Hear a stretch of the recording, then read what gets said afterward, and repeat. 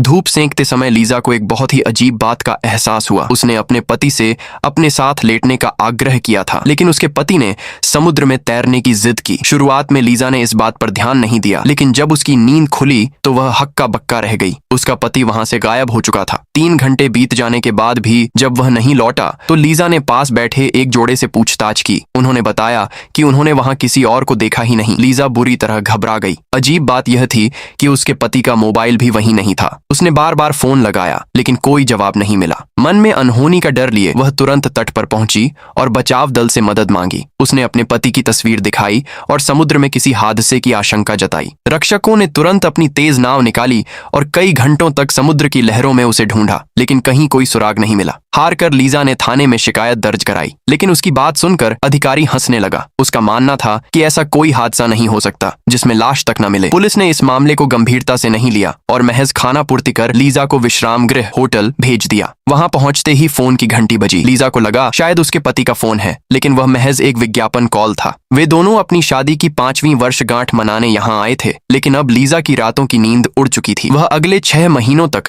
उसी समुद्र तट पर अपने पति का इंतजार करती रही, लेकिन कोई चमत्कार नहीं हुआ। पुलिस की लापरवाही और समय बीत जाने के कारण विश्वविद्यालय में आचार्य प्रोफेसर लीजा को वापस अपनी कक्षाएं लेने लौटना पड़ा, लेकिन वहां लौटते ही उसके साथ कुछ ऐसा हुआ जिसने उसे दंग कर दिया।